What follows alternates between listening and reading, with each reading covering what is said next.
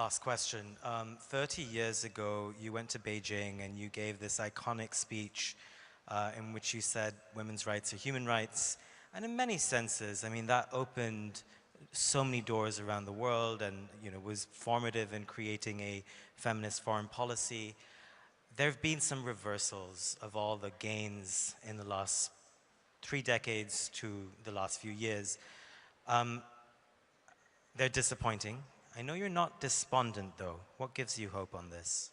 Well, specifically on this issue, you know, 30 years ago, I did make a speech, but what was more significant is that 189 countries reached consensus on something called the Platform for Action, which was the most historic effort to lay out all the ways in which women were not being treated equally and fairly in societies around the globe. And we made a lot of progress. For example, domestic violence was not considered a crime. It was a norm. It was like, oh, well, that's what happens in families. And that was changed. And all of a sudden, countries began to pass laws against domestic violence and train judges and law enforcement people to deal with it. Child marriage was seen as, you know, a norm that, you know, really cut into a young woman's potential for her own life, her education and her health and so much else. So on so many grounds, we were making all this progress, and women across the globe were advancing toward a greater sense of opportunity.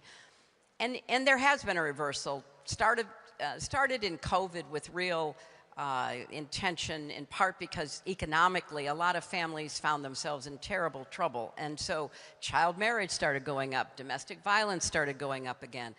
And what I'm seeing now is that even in countries that are, you know, advanced economies, there are a lot of doors shutting. I mean, it's a very sad commentary that there is now a lot of corporations that are saying, well, wait a minute, I don't want to get in trouble if I put a woman on the board, even though I'd like to hear from a woman. You know, I ended up on the Walmart board because Sam Walton called me and said, I think I need a woman on the board because, you know, most of my customers are women and we don't have any women and I want to know what women think when they go into my store.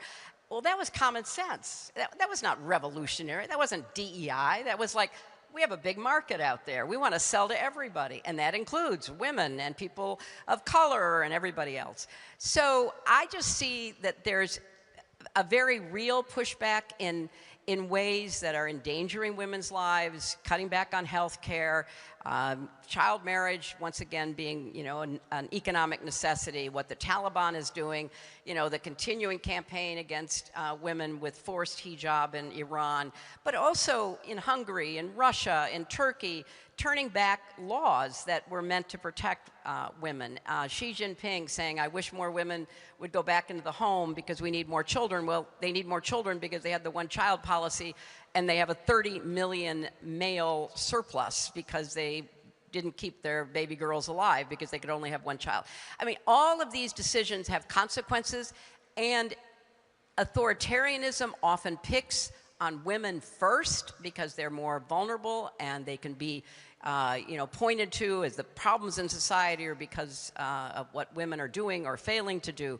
So there has been pushback and there are reversals, but I am optimistic because I think that is out of step with reality. And I still believe that women's rights are human rights and that women's equality is the unfinished business of the 21st century. And every nation will do better the more they give opportunities for women to make their own decisions.